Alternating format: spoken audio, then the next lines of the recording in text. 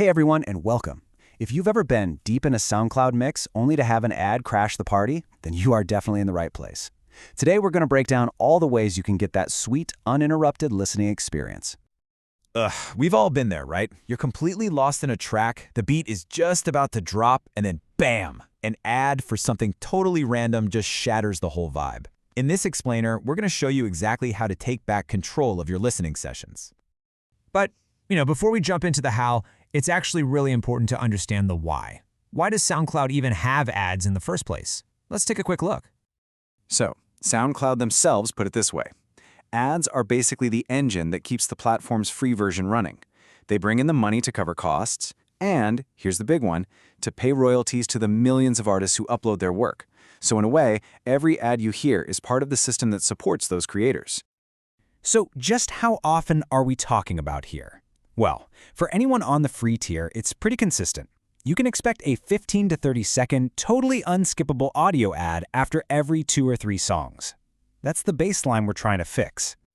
All right, let's move on to the most straightforward and, frankly, the officially approved solution.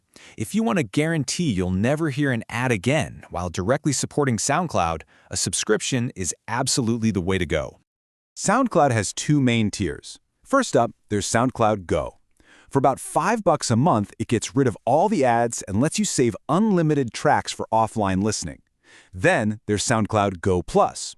For about $10 a month, you get everything from Go, plus you unlock their entire 320 million track catalog and get high-quality audio. So your choice really just boils down to whether you just want to kill the ads or if you want the whole premium shebang. But what if a subscription isn't in the cards for you right now? Well, that brings us to the unofficial methods. Think of these as a toolkit, with different tools for different devices. But I have to give you a heads up. Each one of these tools comes with its own trade-off between cost, how much effort it takes, and even some risk. We'll kick things off with solutions for when you're listening on your PC or Mac, because these are often the easiest to get up and running. For desktop users, the absolute simplest method is a browser extension. Tools like AdGuard, AdBlock Plus, or uBlock Origin, you can install them in seconds on Chrome or Firefox. They just work silently in the background, sniffing out and blocking ads on the SoundCloud website.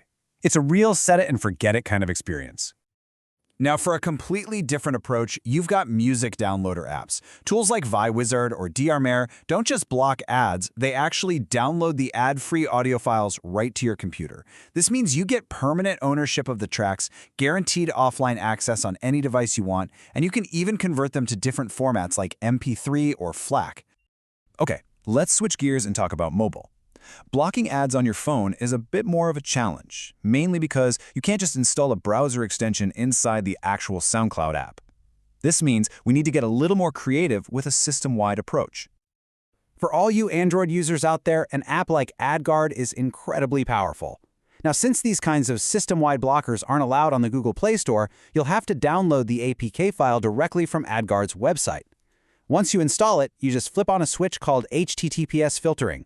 This lets the app see and block ad requests coming from inside the SoundCloud app itself. On the iPhone, the trick is different but really clever. You change your DNS settings. By manually setting your Wi-Fi's DNS server to one from a service like AdGuard DNS, you're essentially routing all your internet traffic through a filter that blocks ad domains before they even get to your phone. It's a network-level solution that can cut down on ads across your whole device, not just in SoundCloud.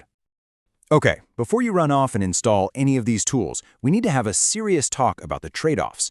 Using unofficial methods comes with some really important risks that you absolutely need to be aware of. One source I found put it very bluntly, warning that if you use certain unofficial tools, it's best to sign up for a new account in case your account gets banned. And that's a real risk. Using methods that go against SoundCloud's rules could get your account shut down for good, and you could lose all your playlists and likes.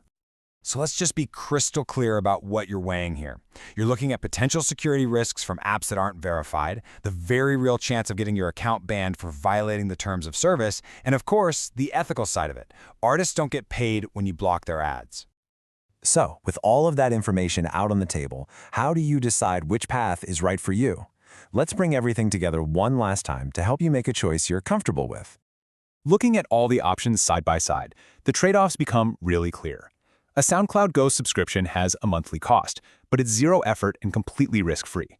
Browser extensions are free and super easy, but they only work on your desktop. Those system-wide blockers are really effective, but take a bit more setup. And finally, the downloaders and modded apps. They carry the biggest risks, both to your security and to your account. And all of this leaves us with one final big question. In this world of free content, what is the right price for uninterrupted music?